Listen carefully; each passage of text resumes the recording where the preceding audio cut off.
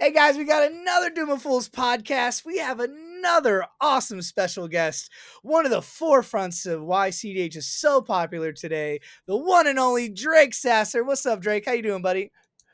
I'm doing excellent. Excited to meet my doom as a resident fool here on the podcast. Nice to actually meet you. It's a Dude, pleasure. listen, I've been listening to podcasts for 3 years, and you've always been kind of the name and the just the Oh voice no. of CDH for me. Maybe not lately, but like the past few years. So you were definitely on the list. I was on with somebody, I think Spooky, and he was like, "Yeah, how I got CDH, Drake Sasser and another guy were playing, and they got us into it." So when I think of CDH, I think of you, and I really appreciate you coming on the show, big dog. That means a lot to me. I really appreciate it. It can be difficult to understand, really the depths of the influence. Obviously, Yeah, I got a lot of remarks and stuff like that when I was doing the miscast with Mikey. that's what it was called, the We had that miscast. going for a while. Yeah, That, we that was a haven't good made episodes podcast. in a long time. We both Yeah. kind of got busies in our own rights, but yeah, it was a lot of fun and really Mhm. kind of as CDH was really burgeoning throughout really the country and certainly all over the world. I think that Mhm. there's quite a bit of overseas influence for CDH as well, and kind of being able to be a part of that rising tide was really Yeah. really cool. I mean, that was Was honestly it? some experiences I'll never forget. Dude, that's awesome. I can't wait to. This is probably one of my favorite episodes I've done so far. So excited. So let's get to know the man, the myth, the legend, Drake himself. How'd you get into Magic, dude? And then what made you turn the corner to get into CDH? Sure. Yeah, I mean it's a long journey. I could certainly regale all of my tales of playing Magic to you for a long time, but in the interest of speeding things up, there's some kind of Mhm, key highlights. mhm. So my parents both played Magic. Oh, They're both kind of the nerdy type. We have a D&D game with my parents that cool. happens weekly. So they had a bunch of cards from like Revised, and they played all the time. Mom had her Sarah Angel, dad had his Singular Vampire. It Sarah was very Angel. much like Magic as a lot of the old heads I think would remember it. I was Oh taught to play on yeah. Mana Burn, all this kind of stuff. So Mana um burn. That's as awesome. an almost 30-year-old, that's 21 years of playing Magic. I've played Magic, for most of my life. Oh. And as I was kind of coming into my own, I was reaching my teenage years. Mhm. I found myself, I really was attached to the card games. I played Yu-Gi-Oh! I had Pokemon cards. Like, I really was attached to card games. Me That too. stuck for me more than most things. And as Mhm. a unmedicated ADHD kid, Magic was the one thing I could focus on. And so I really was like, hey, this is awesome. I want to get deeper into this. Mhm. Started playing FNMs around New Phyrexia, played my first PTQ in 2014, and kind of really focused Damn. on 60 card tournament Magic from there. That's 10 what years the ago. majority of my Magic career's been That's about. awesome. Yeah. Yeah. You're an Yeah. 10 OG. years All right. ago. I don't know about all that, but I mean, I had like the worst possible thing happen to me that can happen to a Magic player. Uh-oh. I top aided my first PTQ. Oh So that's just God. a mess. A mess. I suddenly think I'm wow, this is so sick. Oh I'm yeah, so I'm good. I'm John Finkel. What? Come at me, bro. Yeah. Yeah. Are you kidding me? My first one, I'm already top aiding. I mean, God, how many more do I have to play to win? Oh Can't be God. that many. Do I Yeah, have to it's just show a up, complete guys? disaster. Come on. Just a disaster. I didn't know that about And you. That's hilarious. yeah, it was sweet. It was awesome because it was something I got to do with my friends and got to do my way. This was like at the beginning of Modern. I know this is a CDH podcast, but this is Woo! at the beginning of Modern. I was playing Sean McLaren, Jeskai Control, and it was I love it. everything I wanted out of a Magic deck. And that Yeah. Modern format was so sweet, and getting to play the PTQ formats was awesome. I And just talked of to course, Gindi got and my Nassif, and so we know a yeah. little bit about it. Yeah, There you I've been go. talking to some of the. This is a Magic podcast first. I love that. Well, modern and like legacy for me are kind of like CDH in their own way. We're talking Sure. about Yeah. sideboards. I'm like, yeah, we don't have sideboards, but we have pregame effects. We have I know what you're playing as soon as we sit down.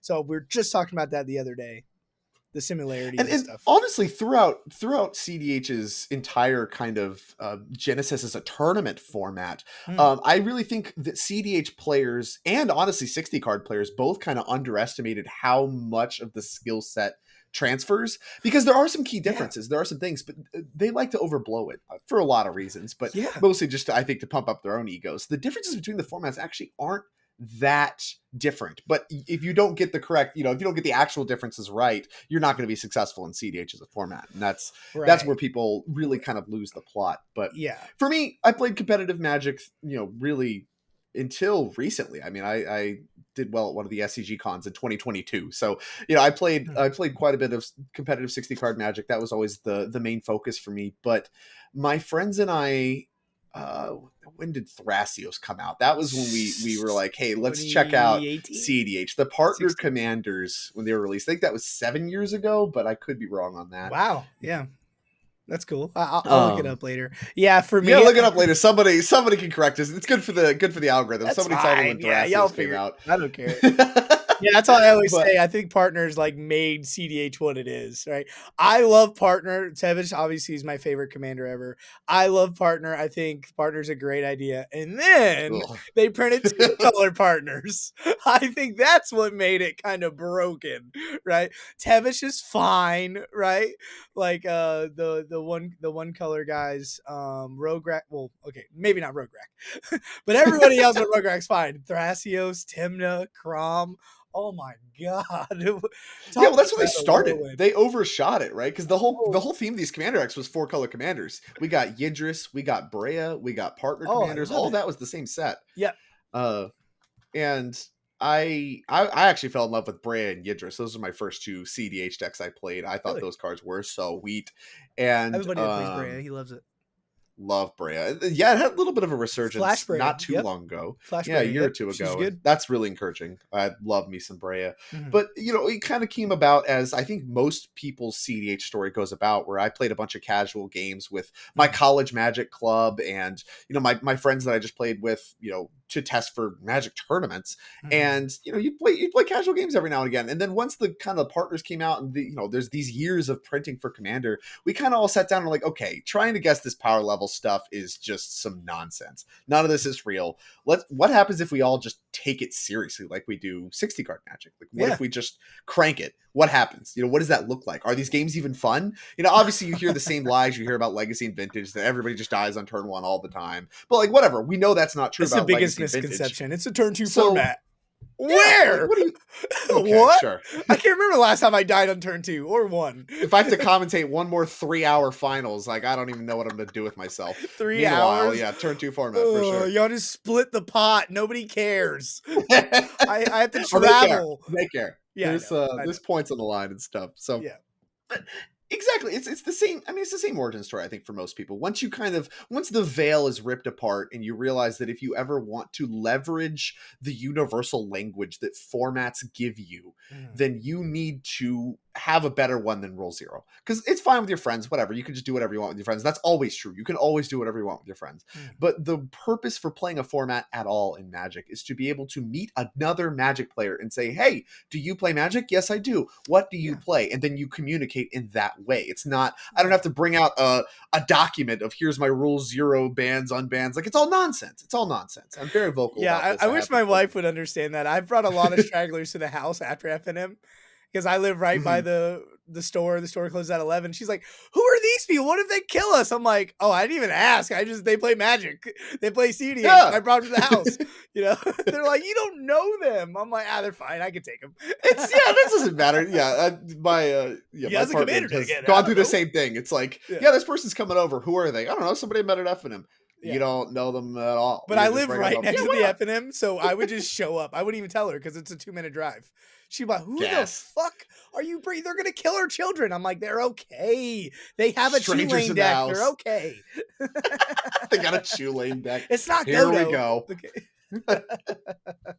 So That's so funny. yeah, Yeah, I it's mean all about the gathering for that's how me. I got into CDH, and that's that's really where and it was cool for me to grow in CDH. The pandemic is really where things start to really take off because I mean I still just play with my friends, right? Like we looked into CDH, we built decks, and we played. And we're like, okay, this is pretty fun. You know, it's like Mhm. 4-player vintage. This is kind of awesome, and Four-player that's all we did. vintage. It Oh is. I my mean, you're god. mental misstepping and forcing and it's like all this stuff. We would go That's to the name of the breweries and play podcast. CDH. 4-player vintage. I can't believe you It's said that's that. my pitch. It's like, That's oh, you want to play hilarious. CDH? What's it like? It's 4-player vintage. It's It's middle awesome. misstep, respond, middle misstep, pawn, force of will, pitch a force of will. You got Ugh. Moxen, you got Mana Crypt, Soul Ring, all the horse shit that comes with vintage. You get that too. So, you know, but we was still just it was a casual thing for us, but it was like, okay, screw all the Rule Zero stuff. We're just gonna play Commander Try to win. in the way we want to play Commander, the way we like to play Magic.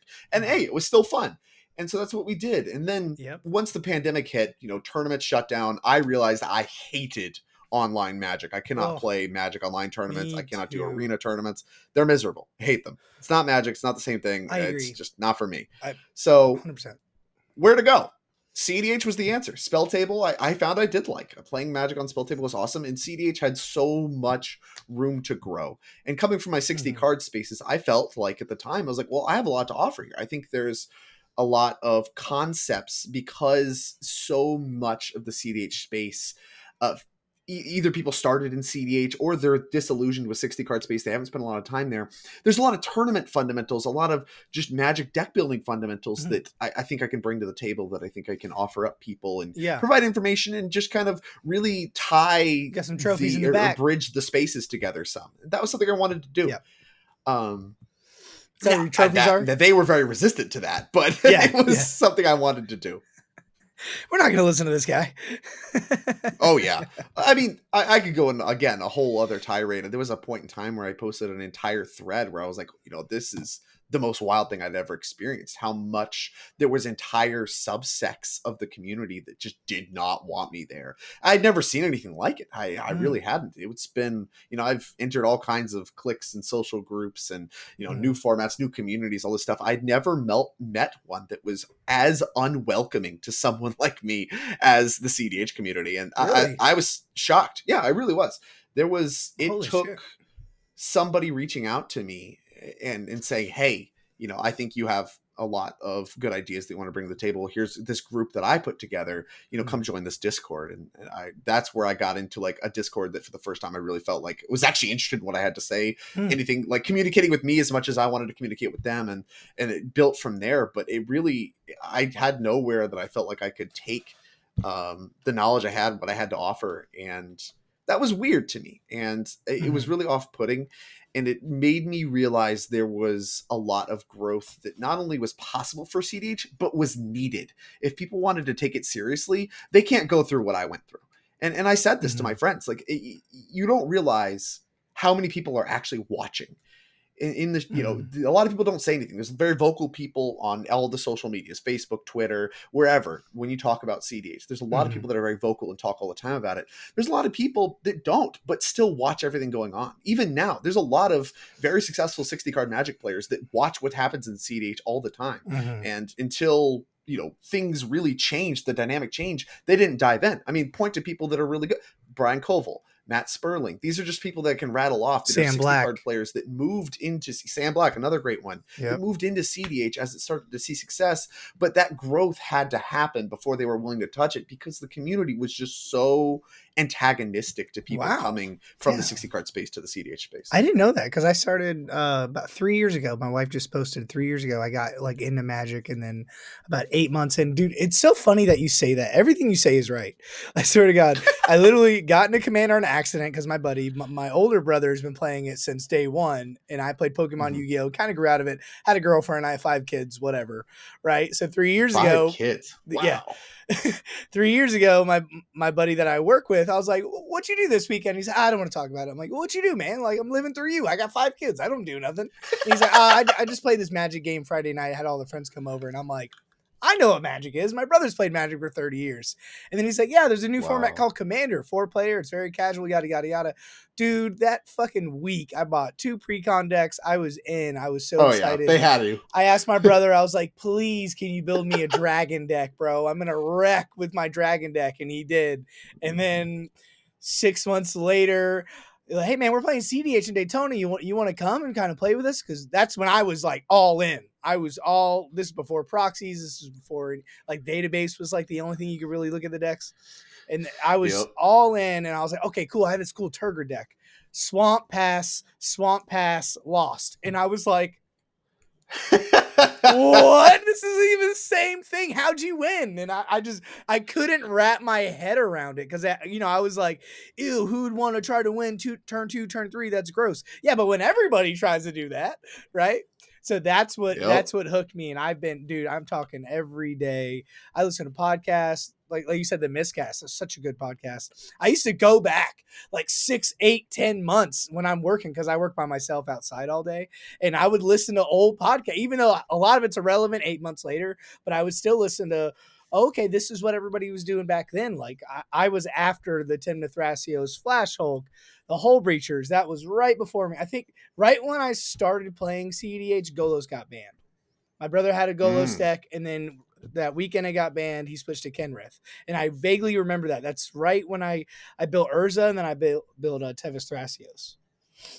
Wow. But that's so Yeah, crazy. you had the trial by fire journey. Just swap go die is tough. That's a tough way to get I in. didn't know what was going on. I didn't know what he was doing. I didn't know what they were doing. They were interacting. I didn't know what a Thassa's Oracle was. No, what's funny is they put Thoracle on the stack, and I like removed it.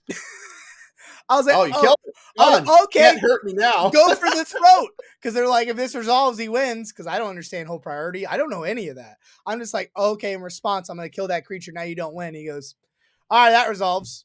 ETB trigger? I'm like, what's an ETB trigger? Guys, help. And they're like, don't worry about it. We just lost. And I'm like, what? Read the card. And I'm reading Thassa's Oracle 38 times. What, you think like, killing this thing matters? No, get what that is out of devotion? What is, I didn't even know commander damage. So it's so funny that you say that. So let's get right into it, man. So you've been playing CDH since day one. You kind of got into with playing power. Obviously, you're one of the you're one of the big names. So what was CDH like back? Was it 4 years ago, 5 years ago now? What was that like with the Flash Hulk and the metas? And like you said, at first people weren't really there or whatever, but then you guys, I feel like you, Ryan, Hire, all them, you kind of got it popularized, not to what it is now, but 4 years ago. What was a game of Magic like? And what was like, I have so many questions. Yeah, I mean, so I really think the benchmark for me, you can point to cards like Hull Breacher, you can point to cards like Flash, but the turning point where I felt, okay, things are really moving in a very different direction for CDH was actually Theros Beyond Death, which included, of course, both Underworld Breach and Thassa's Oracle in the same set. So, 2019, right? 2020? Yeah, like I played, back in the day, winning was hard.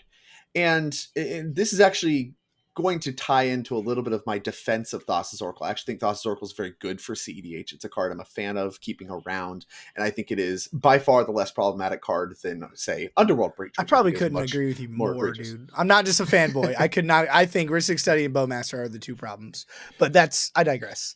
I'm more sympathetic to Bowmaster as the card that is more propped up by cards like Ristic Study, but I'm with you. So, Bowmaster just makes before it then, yeah, go ahead. Winning was hard. Yeah. Before Thoracle.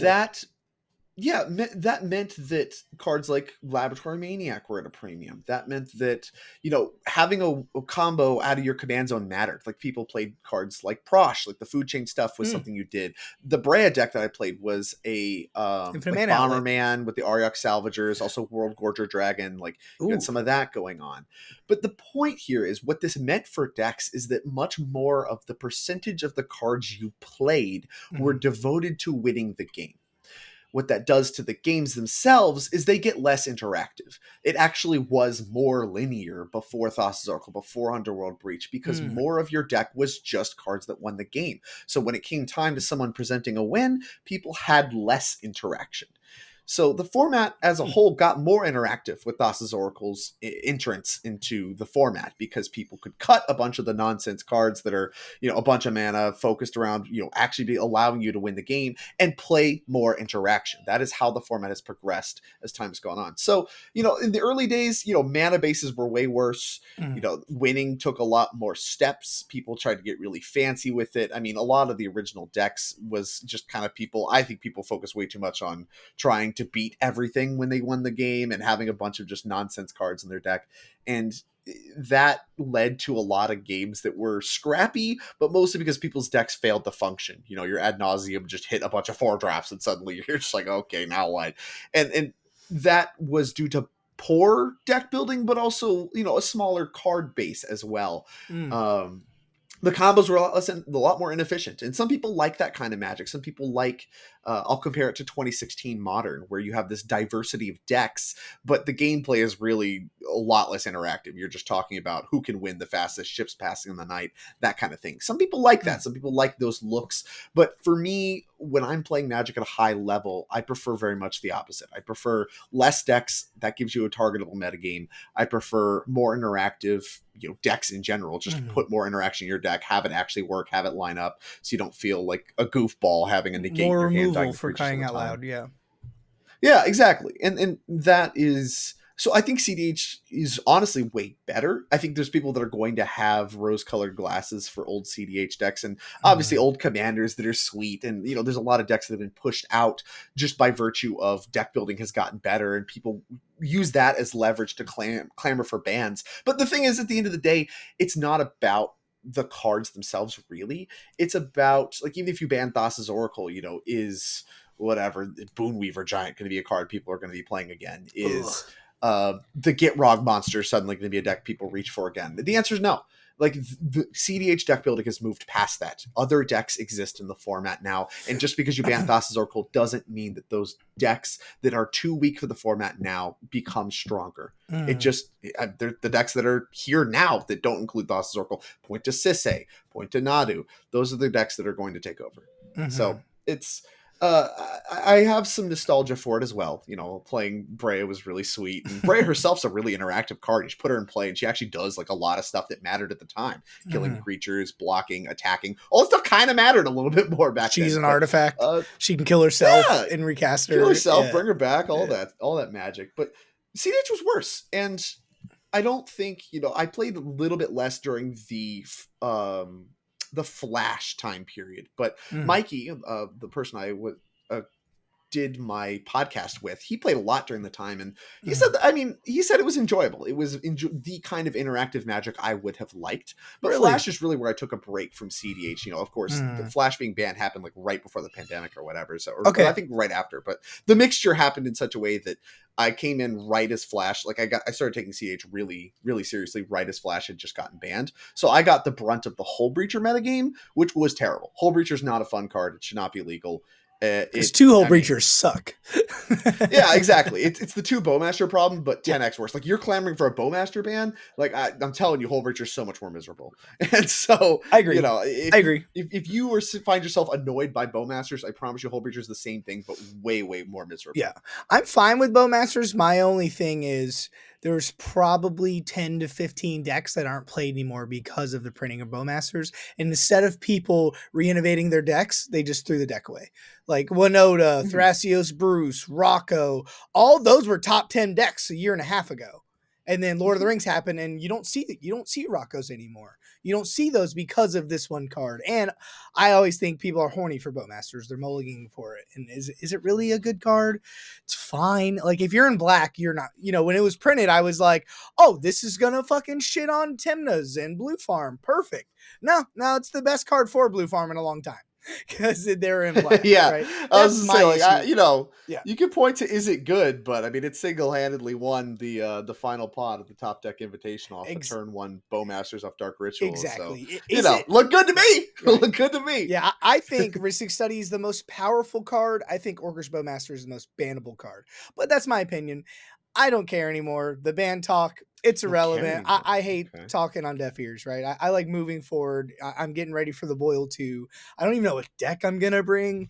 You know what I'm saying? So question marks. Okay. Yeah, so it's all good. So let's get into it, man. What's your favorite Commander deck of all time? We gotta hear it. Is it my the favorite Zer? CDH deck? Yeah. Is it the Zer boy? Come on. No. I mean, if you're talking about my actual just like favorite, I think this is fun. It's actually Bergie, but that deck's not playable. So especially not in a Bowmaster's world. Yeah, I played Bergie. It was literally fun, but it sucked. Yeah. So fun. Turn 1, no lands. I won. Let's go. Yeah, One time. It has some crazy turns that you're just like, haha, I'm red, and you have so much more interaction that people give you credit for. It's just a fun deck to win with. But then you like don't. It's not right? Good. Yeah, you get Bowmasters and you just hate your life. Oh, one counter spell, I'm cooked.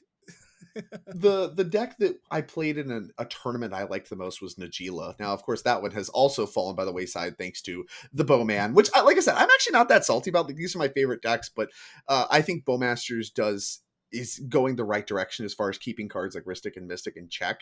So, like, I'm actually not much of a Bowmasters hater. Mm. I prefer it to just a million unchecked Rhystic triggers happening constantly.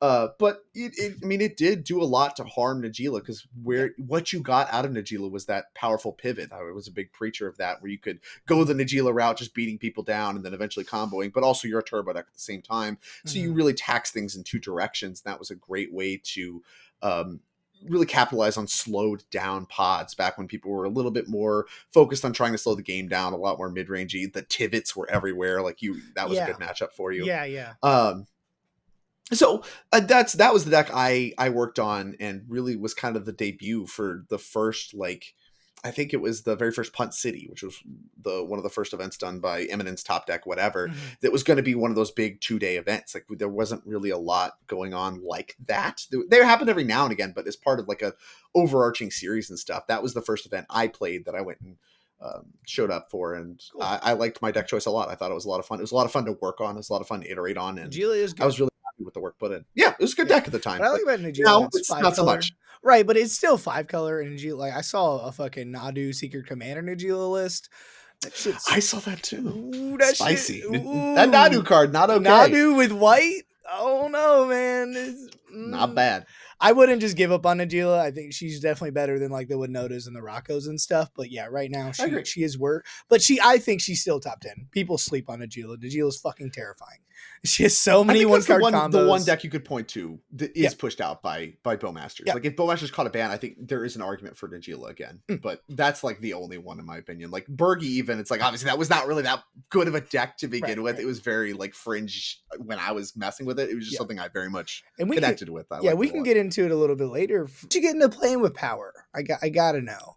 Like, how cool was that? Playing with power. Yeah, did you just know Okay. Ryan and higher than them? Because I feel like 2 years ago you're in every video, and you're winning all the time.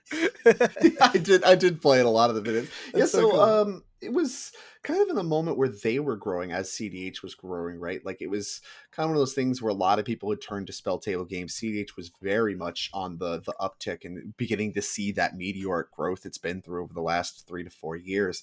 And I started just creating content in the space. Like, that was something that I was passionate. I just started the Miscast, and was just doing whatever I could. I was playing on a bunch of people's streams, just kind of as someone that came from a 60 card space. There were some people that were like, hey, this is someone new. A lot of I'll say the Twitch metagame at the time was just the same people playing with each other over and over again on each other's Mhm. streams. So, just as a new face, I was picked up by some of those streams, and I think that's kind of where playing with power caught wind to me. Um, Oh, cool. and so, yeah, I mean, I didn't really know the team that well when I first played on their stream. They invited me to play a stream, Mm. and we had some conversations after that, and we had some conversations at the time. That original stream is still, I think, on their YouTube channel somewhere if you dig far Cool. enough down. Yeah. And that was the first time really that I got to actually sit down, talk to them face to face, outside of Twitter and all that kind of stuff. Mhm. And yeah, I think we kind of hit it off. We really had like a good connection. I really enjoyed working with those guys. And eventually, when they were looking to grow, they were looking to get into some 60 card content. Having someone like me that knew kind of both ends of the equation was something very valuable to them. And so they reached out to me. We had some more conversations about what that would look like. They had a little trial period where they brought me on for a little bit, but were like, hey, like, this is just testing the waters. And then they seemed to like the experience. I enjoyed the experience. We ended up kind of joining up, and I was a part of playing with power for like a year and a half, 2 years, or something like that. Cool. Yeah, Before because they are the ultimately biggest deciding that, CDH channel, and then play to win. yeah, So I had to ask. That's for me. That it was a was really awesome experience. that was I my treasure start. that a Was lot, it? and I think, yeah, I think I did a lot of good there too, because there I was an think it did too. opportunity for them as much as it was for me. Because Mhm, at the mhm. time, I was very much trying to find a way to propel more CDH tournaments, but more CDH tournaments that people could actually play in. The logistics Mhm. of playing CDH tournaments is tough, and Spell Table had taken off to the point where it's like, I think we can get some online tournaments cooking. So that's really where, Mm. I paired up with some tournament organizers at the time and put together the Mox Masters series. I was like, I think this is something we should do. It could grow our visibility. It grows CDH, which Yeah. is part of our I did that goals. twice. It And was fun. did you? Yeah, I thought they were good events. I think Mm-hmm. it's really a shame how much slander online events got, because by and large, Cheating, outside of right? like one kind of controversy, maybe two, Mm-hmm. they worked. Cheating was caught. People were banned. Right. Like this, Right. it worked. People could record their games. Cheating happens all the time in Mm-hmm. paper events Real and stuff life like that. too. Small stuff. Yeah.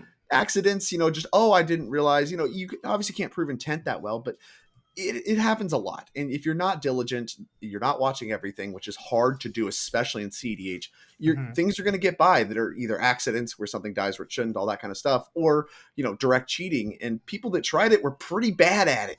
And so they got caught, Yeah. they got The banned, saw but in every time half it did, people on- blasted them on Twitter. Yep. And so it got this bad name for online events because people just kept trying it and kept getting banned. So I think they're awesome. that really kind of ruined things. I thought they were great events. I think they worked out well, and they were very inclusive. They allowed people to play from the comfort of their own home. They allowed people that don't live in the United States to play events with There's some good players over there. Oh yeah. I mean, Memo is somebody Memo. that is, Yeah, I'm gonna have him on the podcast. Yeah, was Memo. a killer. Yeah, a killer. Tell me about it. And we wouldn't even know because he just wouldn't have access to events. And Right. like, that is the kind of thing that was important to me as someone entering this space is, there are demographics that have a lot of CDH talent, a lot of knowledge, a lot of potential that they can bring to the table if you're willing to make things that they can actually access. And so that Mox Masters was a very passionate project of mine. I'm sad to see, obviously, it kind of failing on itself with all the reputation and the tournament organizers they were working with. It's a little too much to try to run yourself, but if you can get, kind of in with some tournament organizers that can fire events, that's a big part of the equation. And like I said, I'm sad to see them go. I thought they were great events, and it's sad now seeing the language around online events being kind of dancing on the grave, where it's like, remember these? And it's like, yeah, you guys killed these. These were fine events, and all of you guys, they're not better than in real life. Cheating nonstop. But yeah, they're definitely. I was like, hey, I think you're doing I did February and I think I did March, and I was awesome last year, and it was like, hey, babe, you got the kids for the day? I'm gonna do this tournament all day. It was like, okay, all right, tomorrow you go out, whatever. And as I'm in my pajamas all day, sweet, right? Like that's awesome. Yeah, for sure. Yeah, that's so sick to hear. Yeah. And like you said, I can only go to like the Georgia events or my local events. Columbus, that's a big, the West Coast. I can't go to any of them, right? But I mean, it is what it is. We'll talk about that a little later about the kind of the state of the meta and what the future holds. But I want to get to know you a little bit. So do you still play CDH like tournament wise, or you just like play with your buddies, or? Yeah, it's much more a casual thing for me now. I have not played a tournament of any kind, I think, all year long at this point. So okay. That might be untrue. I might have played something. There was like an Eminence event in Atlanta I think I played. But for the most part, I do coverage for a lot of the events that I would even play these days. So do you? It's cool to be a part of them still. And I very much am. I do still feel a part of them. But actual like going through my testing process and preparing, sharpening the edge, like I am very out of touch in that way. And I've very much pivoted into more of the like supporting content stuff. Like I did some writing for a while. I've thought a little back on that quite a bit. And yeah, most of the time now what I do is I just talk about it. I help people, in some capacity still when they reach out to me and they want some advice on how to build stuff or my thoughts on things. That happens every now and again. But for the most part, like I've really fallen off as far as playing tournaments goes. Obviously life happens, but also I found that the incentives put forth by most tournament series is not appealing to me. Things like RCQs are not appealing to me. I lived through the PTQ phase, which was cool, into the PPTQ phase, which was not cool. And RCQs are just kind of another derivative of the PPTQs at the time. Okay. So I'm not really interested in playing like the Pro Tour circuit. That's not appealing to me in really any meaningful way. It seems like a massive headache, honestly. A lot of events just don't matter so that you can finally play one event that matters. I think those systems suck. Okay. And like the SCG's kind of done the same thing where they're a bunch of just like standalone events nobody cares about. There's no coverage. I don't care. Nobody cares. Like, and that's the problem with competitive Magic right now. It's like the money's not good enough to be worth it from an EV standpoint. Like you're not gonna go play professional Magic playing a bunch of SCG cons. So the reason to do it previously was it springboarded you into content. And I think I'm a living example of that. Like Hmm. the reason people even know who I am to begin with is because I was successful on the SCG tour at one point in time. That was awesome because the tournaments meant something. Doing well at one event meant something. And so much of what Magic is right now, events don't mean anything. There's no coverage. There's no rewards for consistency, no leaderboard stuff, like all that stuff. All of these things Cedric Phillips has preached makes good tournaments has just been deleted by the people running tournaments. So, in the circuits that still do coverage as much as they do, I'm a part of that. NRG series and Hmm. the Top Deck Eminence events, like all that kind of stuff is stuff that I've been a part of from a coverage standpoint up to this Yeah. point, and that's just how I engage with tournaments now. So, it is what it is, Do but you I enjoy it. I think it's a nice pivot for me. right? Do you ever see yourself diving back into it, or you're happy where you're at now? I'd love to play with some spell table games with you. Yeah, I think I would be surprised. I'm never going to rule anything out. And of course, the big thing for me, honestly, is like some 60 card team tournaments. Those are kind of my weakness. If I get some old buddies to call me up, I mean, that's like the last SCG con I played. I think I actually played one more after that, but like there was one I played where my buddy Zach Allen called me up. He's like, "Hey, me and Ivan Espinosa are looking for a third." I was like, "That team's busted. I'm in." Oh, So you got obviously, me. obviously we crushed, made the elimination rounds. Like it was so fun. It was really emblematic of why I like playing Magic. But Mhm. as far as I don't have the same time in my life now, I've picked up some other responsibilities. I've picked up some other Okay. things going on in my life, and that makes it kind of a tough sell for me. Okay. With where my life's at now, I don't see myself playing tournaments Unless something in the crazy, capacity I did like 2019 ever again. right? Unless something crazy gets printed or It would something. be pretty drastic. Yeah, it would have to be If they something made a crazy. 6 color and Najila was better or something, I got you. I got you. I've had a couple people Yeah. say that, and they're like, "Did you see the new Song of Creation Commander?" I'm like, "Fucking flubs." Yeah.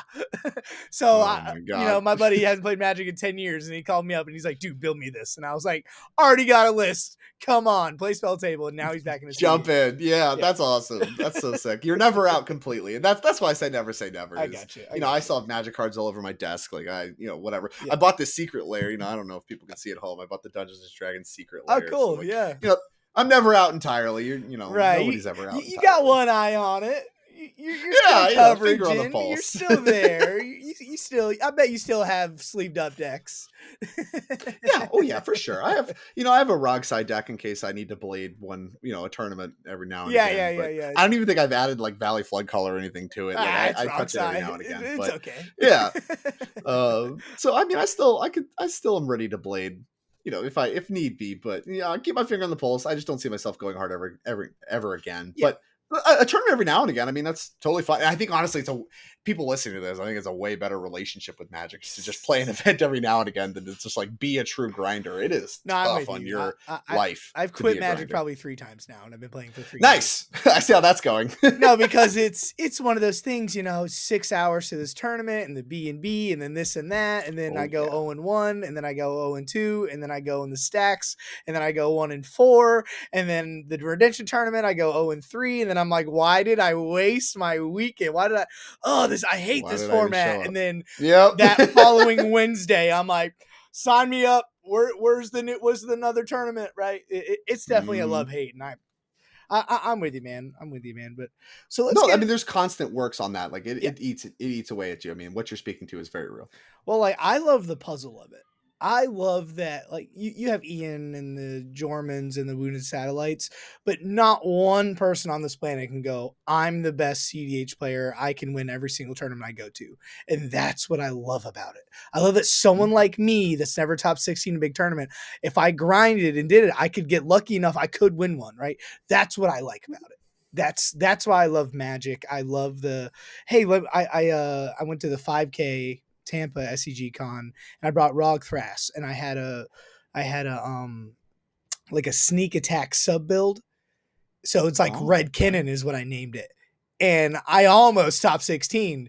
The deck wasn't there. I was about 20, 30 cards off from what everyone else is playing. But like I'm a brewer at heart, right? So like little stuff Okay. like that. I was like, hey, sneak attack, that resolves. Okay, activate Hullbreaker, does that resolve? I win the game. And people are like, we fucking lost here. Right? I love shit like that no one doesn't, so It is what it Yeah. is. So let's talk about the meta a little bit. Like, since you don't play, but you're still, you're in it. Do you think meta is Mhm. healthy right now? And where do you see yourself or where do you see the meta in a couple years? Like, I know we're in this rock side kind of meta right now. What do you think?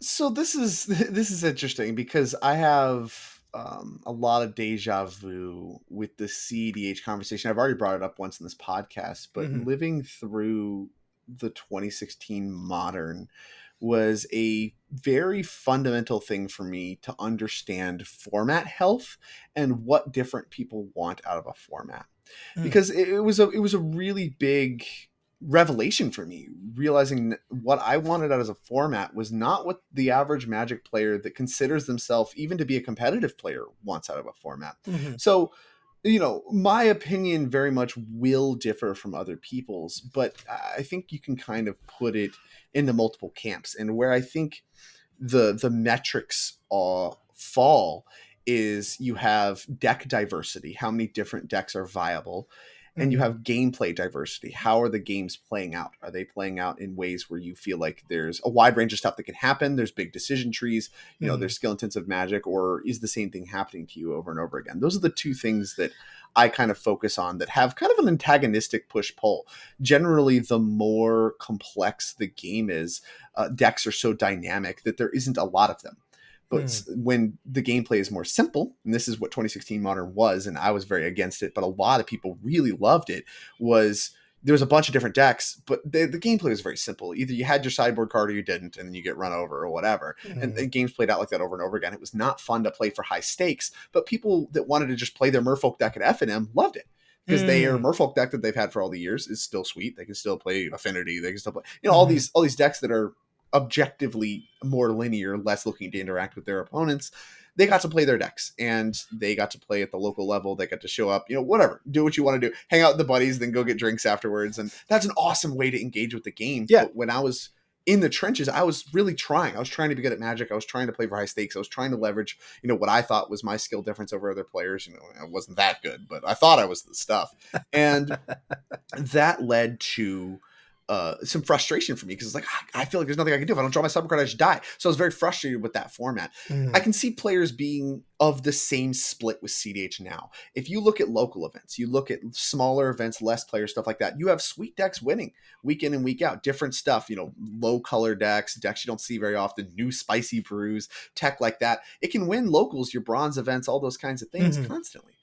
But when you take a look at the platinum events, you take a look at these capping events over and over again that are setting records. What's doing well in those? What do those final pods look like? It's the same three. It's right, Sisay, it's Rogsai, it's Blue Farm, and then your Simic deck of the week, either Kinnan or Nadu. I think Nadu's the better deck at this point, but yeah, whatever. Ian still beats people up. Whatever. It's right, not really worth arguing. The point right, is, right, it's the 5 decks you mentioned earlier, and those decks very much play the game mostly the same way. I mean, Sisay diverges, and the Simic decks kind of, I think the Simic decks lump in with Sisay a little bit, where they're looking to mhm, put stuff in play, and then that snowballs into a victory, versus right. like you mentioned, the critical massive card advantage, either through, Ad Nauseam, Rhystic, Mystic, Necropotence, all Esper, those kinds of stuff, Necro, Smothering Wheels, Tithe. all the nonsense. Yep. Like those are like the two categories. And I think those games are fun, and in general they are fun to commentate, and I think they do reward skill. I think it's a very skill intensive format, Mhm. but I can imagine playing against those decks for the players that are used to only playing their locals or whatever and show up with their brew. I mean, they're going to get swamp killed, you know what I'm saying?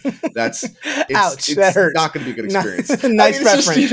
Nice reference. it's yeah, thanks. It's just, I think that the format is good if you are someone that is among the top 1% of CDH grinders in the world. For the Ians out there, the Jormans, all these people you're mentioning, I bet they're having a ball, because they're just beating the crap out of everybody. They show up, they Mhm, bring the best decks that they're very practiced with, and they have, a great game plan going in. They have good mhm, politics. They're going to leverage all of that stuff to victories over and over again. And we see that manifest. I think that's not very good for the players that you should be catering to, which are the people playing your local events at your Right. LGSs. Those are the people that keep a format alive. Those are the people consuming content. Those are the people inspired to Mm, brew. Honestly, the people like you that want to sleeve up sneak attack. It's like, okay, well, it's not very fun to try to put sneak attack in play, and whatever, it gets fierce guardianship by the Rog that's been in play for 2 turns, and yeah. now they just go off on their turn. It's like, that is a bad experience, Mhm. and throttling back on that some, I think, is a good goal. I think that should be part of the conversation. So I don't think the CDH metagame is horrible. I think the format is still very fun. There's a lot to like about it, but I think we are Mhm. getting to the point where people are beginning to get the joke. They're beginning to understand that if you're not playing Mm, one of those 5 decks we just talked about right now, obviously it can change as time goes on. That's part of it too. Powerful new mhm. cards can move the metagame along, but Yeah, as of like MH3, a Orcus. powerful set that just gave tools to all the best decks already, it's really getting to the point where the metagame is starting to feel the squeeze. It's starting to feel that if you're not Mhm. playing Rogside, Blue Farm, Sisay, or one of those Yeah. Simic decks, like, you're just going to get the ball bounced off your face. Right, and that's really hard for me. Like, I think spell table games. If you're like, hey, my buddies don't want to play, I'm gonna play spell table randoms. I think that's healthy. Like like you said, Mhm. I see a lot of crazy decks. I see Yeah. fucking you name it. You see Elsha and you see Brea, and I think that part is healthy. And then also what I like except the invitational, when you see a 200 person event, it's like, okay, 20% is Blue Farm, 12% Sisay, 15% is Roxai, and then everybody else, there's so many different decks, and that's what I like about it. But it Sure. is frustrating if I'm trying to like my buddy Eric. I love my buddy Eric, and he's a 60 card player, and he's getting into it, and he built Kennen, and he loves Kennen. Well, Kennen has a low floor, really high ceiling. Kennen's really hard to play and win tournaments, right?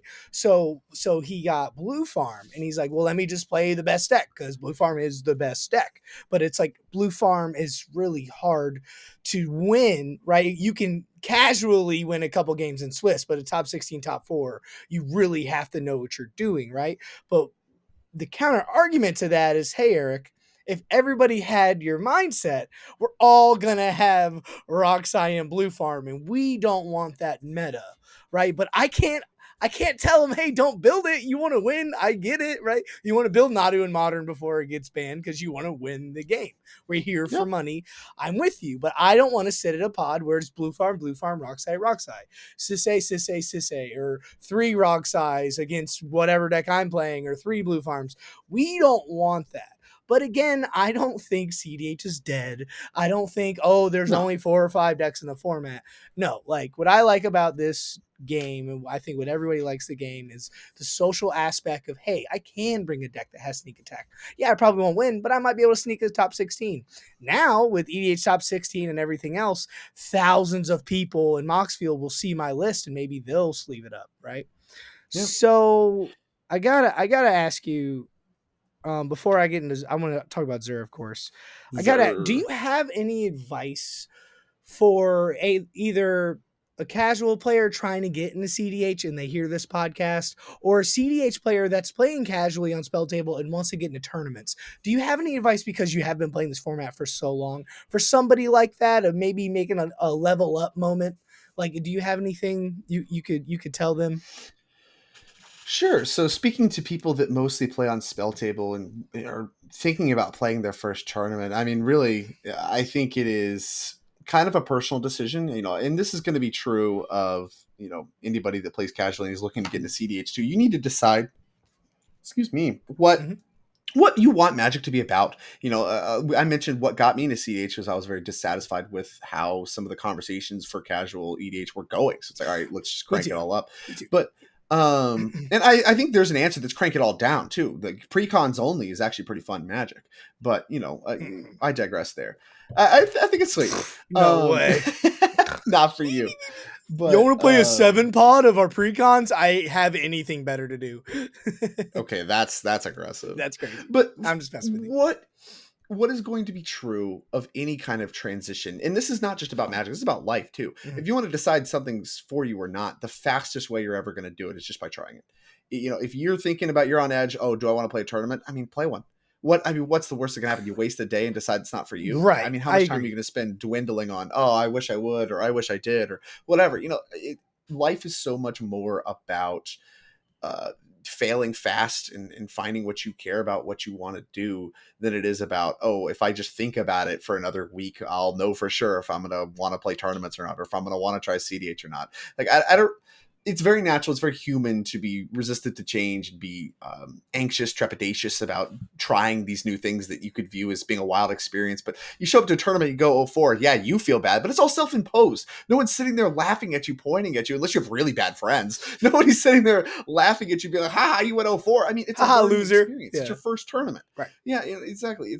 My first tournament I went to that was an F&M, I brought a deck with cards that weren't even legal. I was playing 80 cards because I was worried about mill with no sideboard. You know what? People sat down and they walked through, hey, here's some stuff that you need to know about Magic. Yeah. It's like, okay, cool. It's a learning Yeah. experience. And it was very rewarding for me. And I think if you have people, especially if you have resources like yourself, you have friends or whatever that play tournaments and, are kind of into it and like, hey, you should come with me. That's a great experience because you're going to be able to bounce ideas off them. You're going to be able to talk about it after the fact. That's the best part. Yeah. Going to dinner after, getting some drinks, talking about what happened during the day. Yeah. That's what Magic's actually all about. And so, yeah, my advice to anybody looking to make a pivot, you want to try 60 card formats, you want to try tournaments, you want to make it to the Pro Tour, try. What is the worst that could happen? Yeah. You waste your time, you waste your money. I mean, you're going to waste a lot more time beating yourself up about whether you want to do it or not. But I can tell you this, if you're listening to this podcast, you're probably in deep enough that you're going to enjoy, you're going to enjoy playing at events with whatever you want to sleeve up and bring. Yeah, I couldn't agree anymore. Just go do it. If it's a 30-person local 2-hour away CDH tournament and it takes up your Saturday, if you like CDH, you're going to have a good time, win or lose. Dude, I had so much fun. I lost every single round, and I'm like, y'all do another one next month? Cool, I'll be here next month. Let's play more games. What's up? Like, I was ready to play the next day. Yeah. And I got fucking shit on because I didn't, it's different of, hey, let's play whatever. Oh, there's a clock. Oh, we might draw. Oh, there's a stacks piece, and I've never seen this card before. What's a Magda? Dwarf Tribal? What is that? Oh, he just won on my upkeep? What? Right? There's definitely level up moments. And I agree with you. I feel like everyone has a level up moment, and everyone needs to learn the hard way. You can't just, I'm a good Magic player, I'm going to play a CDH tournament and win. Like, no, everyone needs to fall on their face with brewing, with 60 card, with CDH, because that's how you learn the right way. That's how I learned. Hey, pay your taxes. Do not let him draw 8 cards heuristic study. Crack your treasure with the dockside on the stack. That's the little nuances because, I win next turn. I'm not cracking my treasure. Yeah, but he's winning now if you don't crack it. Well, what do you mean? Oh, you don't see the line? I see the line. And then you explain to them and they're like, oh, I didn't see that line. I just play my deck. It's like, no, you have to look at everybody else. That's a huge level up moment. Play other decks. Me and my brother played casual for 6 months. I had an Dragon. He had Feather. We played a lot of 1v1. We didn't realize for 6 months this fucking commander damage was a thing until someone told us. And we were like, what? We know commander tax was a thing. We never looked it up. We didn't know, right? Oh, resolve commander tax doesn't work. No, that's not how that works, right? Oh, okay. That's sick to hear. 1v1 Feather has gotta be pretty Wyatt good. Dragon. Yeah, it was whoever had removal. Sure. Yeah, I'm at 4 life and he's at 9 life, right? And Feathers just dome me to the face. I'm at 35 commander damage. But we had no idea. We're just like, I'm still in it. Or he had a Kyler deck and it was it's a counter deck, and he didn't know there's a difference of +1/1 and +1/1 counters.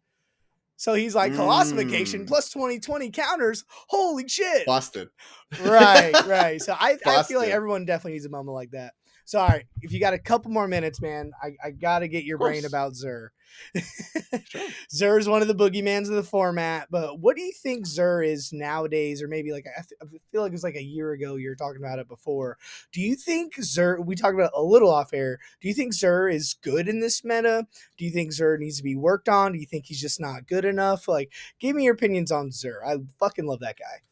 Yeah, sure. I mean, I have a lot of thoughts. When you talk about level up moments, this actually ties in quite nicely. A big level up moment for any Magic player is realizing that the extremes aren't real. And this is true at most when you look at decks like Zur. People consider decks to either be broken or unplayable, or they think you kind of end up in these extremes. When you talk to Magic players, they're like, "Oh, that thing's so busted," or "Oh, that thing's unplayable," or "Oh, you're never going to beat this." Like people that are less good at Magic more often talk in extremes. Whereas if you're going to communicate about Magic and have it actually be more accurate, be more meaningful, Mm. everything kind of falls on gradients. But you can't just hand wave everything away with it depends.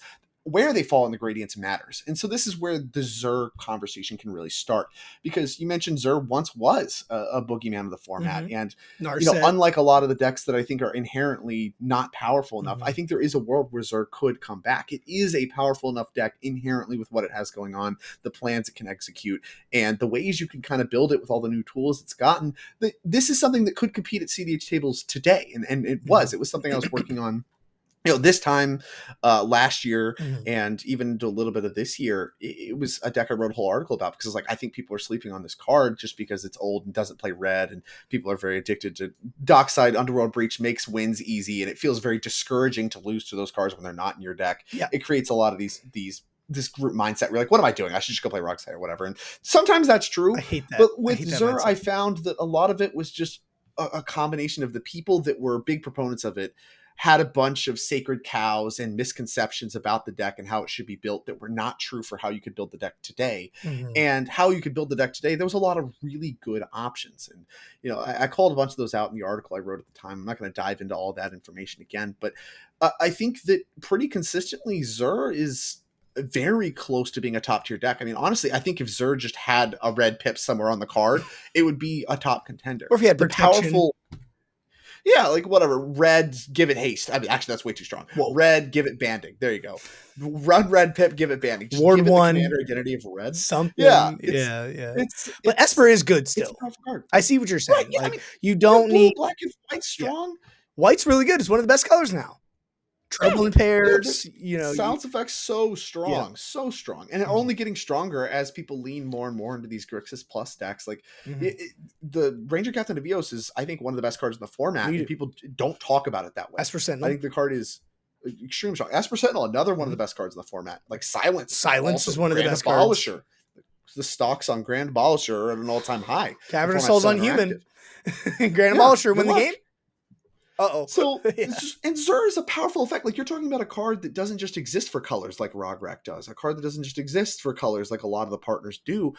The effect on this card is still very strong even today. Yeah. And that gives you, the same thing as Najeela. It gives you a built-in pivot, but while still in a good color combination and in a commander that's not susceptible to Bowmasters. Necropotence doesn't draw cards, so you're good against Bowmasters on that axis. And your Zur has like 4 toughness or whatever. It's very hard to kill with Bowmasters triggers. Born Upon a Win. Before you get to attack with it. Born Upon a Win, Necro Dominance, Valley Flood Color. Those all make Zur that much better. Yeah. All big upgrades. And Valley Flood Color especially, very, very powerful. Yeah. And I think that there's a lot of Rhystic undiscovered stuff too.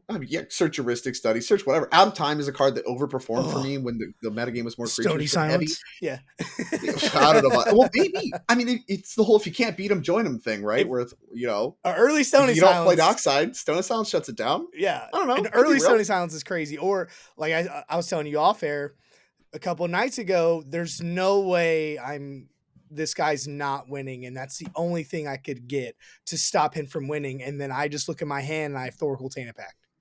Like, I don't care about a Stony Silence. Yeah, if I'm doing the Necro thing, but you decide to tutor for it, you decide to cast it. So, right, I'm not on Null Rods, but Stony Silence I can tutor for. It's a mid-range. I think that, outside of the Stony Silence thing, I think there's a lot of unexplored space with Time Walk still. Yeah. That was something that I was very, very kind of at ground zero for, was discovering the Final Fortune effects were something you could go heavy on, and they were very powerful. And then you can port that knowledge over to Zur, where a lot of the goal previously was, okay, do the Necro thing on instep, try to win the game. Something that I found to be very useful was, including Nexus of Fate, is just, you get to do the Final Fortune thing, make a bunch of mana, go to your extra turn, untap, you get to do everything easy mode. Yeah. And that was a big level up for me. And there's a bunch of non-traditional cards that really enabled all this stuff. Snapcaster Mage was a big part of my plan. Being able to snap Dramatic Reversal came up a lot. These are cards that were not played very much. Nexus of Fate's this big card. What about Ad Nauseam? Who cares? You're fine. If Ad Nauseam is resolving, you can afford to take 7. You're fine. Yeah. And I think that Zur as it gets more tools, because it is getting more tools, you just called out a bunch of great options. You have 2 It's Necros. getting 2. stronger. You have 2 Necros 3? now. Yeah. Oh yeah, two Necros. But yeah, Yeah. he's got like 3 new cards. It's a deck that is kind of waiting in the shadows, and I think it is a good example of a deck that maybe if you had the best minds working on it would, not be quite good enough. But the fact of the matter is people aren't working on it. They call it a thing of the past. The people that are passionate about it are stuck on ways of building it that are traditional instead of, keeping up with the times. And Mm-hmm. something that never ceased to amaze me, and part of what kept me captivated by professional Magic and really playing at the highest level, the thing that was most appealing about the Pro Tour to me was what the best minds in the game came up with when there was a lot of money on the line. When this is life-changing amounts of money to the people that are the best at the game in the world, what happens? And constantly, time and time again, when you get in those spots, formats that have been worked on by the format experts for weeks and weeks, months and months, people are like, this is for sure the best decks. These are the first of the best decks. We're going to see a ton of this. We're going to see a ton of this. The pros would come out with something else. They'd come out with something that targets it, something that disrupts everything, and something that shakes formats on their head. I mean, just recently, point to the Sorin plus Vein Ripper stuff. That was a deck that people laughed at even as it was revealed. It was revealed on stream. Oh, here's what they brought. These are some of the best people, LSVs, the best people in the world. And people were online like, what is that? Yeah. And then, of course, it wins the Pro Tour. And it's like, what are we talking about? Oh. Like, this is why they are the best. He this was like undefeated. Still, yeah. 2 top 8'd, and the guy that won was like, whatever, 9-0-1 or something. And it's like, he didn't just win. He fucking dominated. Because people don't know how to. So CDH, I think is at a spot where even if it's figured out, quote unquote, even if we have the list of the best decks, Zur is a candidate for something that it's like, maybe we're just not thinking about this the right way, and maybe there is something else to be garnered here. Maybe there is a way to build the deck, take it all apart, put it all back together again, keep doing that until you get something that you feel is disruptive. And it was something I felt had potential. And, a lot of people seem to latch on. I'm not the only one that thinks that. Like, there are people like you, there are people that commented. It's one of my favorite exactly decks. It's a deck that I think there's something that we're missing. There's something potentially either that isn't printed yet or that is in existence and we just haven't found it that could break this wide open. But Magic, once it gets, people especially now are of this mindset that once a metagame is quote unquote solved, it is stuck that way until bannings happen. That's not the case. People very often just get stuck in this tunnel vision of this is all that's worth playing. Everything else has been tried or thought of. And, there's no sense in brewing anymore. Why brew? We're not in a brewer's paradise anymore until a banning happens. So I'm just going to scream about bans until bannings happen. Right. Nice. I think that's just never been how Magic works. Yeah. I think people need to come to planet Earth. Like, hey guys, Magic's been here for 30 years. Like, just because the new Commander players are like, oh my God, Risk Study's so good, ban it, and blah. It's like, okay, well, how about we don't fucking let him draw 1 million cards, guys? Why don't we not cast our Felwar Stones for the next turn, right? Let's hold up interaction. Like, I feel like I feel like with this format, especially with all the controversies and all that bullshit that happened the past couple of weeks, and I think CDH is now coming back to normal, I think the biggest issue is, hey, instead of fixing some rules, maybe we could try out, they just go straight to bans. How about the player first doesn't draw? Okay, because that's just busted. It's statistically the guy in first wins 10% more of the guy going last. That's just stats, right? Just talk about it. Right? We need somebody, let's talk about stuff like that. How about drawing or no draws for no points in tournaments? Like, I think there's a lot of conversation to be had, not just ban a card. I hate this card, right? Like, why do you hate the card? I hate it. I don't like it. I lost me a game.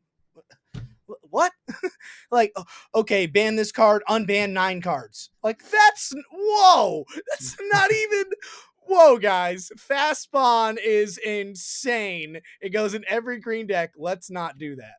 I think that's kind of why it got blown up in its face and everyone died and got canceled, whatever. But moving forward, I'm fucking excited for the Boil 2. There's over 320 people going to be there. One of the best, probably the best Magic players in the United States are going to be there. And I couldn't be more excited for this format going forward. I talked to Hire, and he's doing a fishbowl in, I believe, California, and he already has 300 people signed up, and he hasn't even sold a ticket yet. Pre-bought 300 people, and they're like, well, what about 500? Okay, what about in 3 years we do 1,000? Like, that Could you imagine, since I have you on the pod, can you imagine when you first started playing this, just say pandemic 2020, that, hey, yeah, there's big tournaments quarterly, there's 2-3 huge tournaments throughout a year, to now what it is? Like, could you fathom that? And where do you think CDH is going to be in 5 years? Like, just your opinion. I know we're a little past time, but I got to get your. Yeah. So, I mean, you're highlighting exactly what my vision for CDH was. Really? When I said I can bring something to the table, Mhm. this is what I wanted. I Is have it? played events that had 1,500, 2,000 players. I've played in these events. Yeah. I've seen that they work. I've seen that they run. I've seen what they take. It's a lot of logistics, but people love Magic. People love playing Magic. People love showing up in person and playing Magic. And if you give them a more social format, there's no way that they're going to be less interested in playing Magic. So when I saw CDH events, the biggest ever at the time, we're talking 70 people, Yeah. not even 100 people. Yeah. I was like, what are we doing here? This is 72 people. I did everything in my power to grow that. I'm like, this is unacceptable. People are fiending for outlets. People want not just the data. They want the opportunities to prove themselves. They want to play their brews. They want to talk with like-minded people. Why have we not built this infrastructure? And a lot of my vision was, okay, how can I put that? How can I contribute to that infrastructure? How can I get that in place? Who can I talk to? Who can I work with? What can I do to build CDH into this? And honestly, when I look at my contributions, I produce quite a bit of content, but I was never, really in the streets grinding like some of the grinders are. I don't do any of the CDH coaching. I don't do any of that really. But my contributions to the format and what my vision was has very much come to fruition. And this is something that may have happened without me, but I feel like I was a part of it. I feel like I was there for it. And I feel like I was pushing it forward. And that is something that I'm extremely proud of. I'm extremely excited about. And, there's a lot of noise, and especially as it continues to grow and it outgrows these loud voices. People like to get hung up on crazy stuff. They like to get hung up on the drama, and especially on platforms like Twitter that encourage people just saying stuff because it gets clicks or whatever. There's a lot of that goes on. The reality is CDH is not those people. Those people think they are. A lot of people are very loud on Twitter. Oh, I represent CDH. Oh, I think I'm this. We are the voices of CDH. We should be the voices of CDH. You should listen to me. All that stuff is stuff that people tout about on social media because they want to, I guess, increase their influence. They want to convince people that is the truth. But the truth is CDH are the people that show up and play. They're the people that show up to their LGS every week. People like you that play and bring more people into the format. They're the people that are going to play at these 300-person events. The format is so much bigger than even one person's reach. On any social media platform, and even playing with Power, almost 100,000 subscribers on that channel. Play to win. Talking about not everybody's heard of playing with Power. Not everybody's heard of play to win. CDH has grown in just massive magnitude due to the infrastructure that was created over the last 3 to 4 years in order to bring those people in and make it happen and bring people together. And that is something that I knew was possible because I saw it happen with far worse formats than CDH. So if those formats could bring in, 500, 700, 1,000, 2,000, all these kinds of people, these numbers, it can happen for CDH too. It doesn't happen overnight. It is an iterative thing, but it has done nothing but grow. Events have sold out constantly, and the constant constraint is just the number of chairs and tables.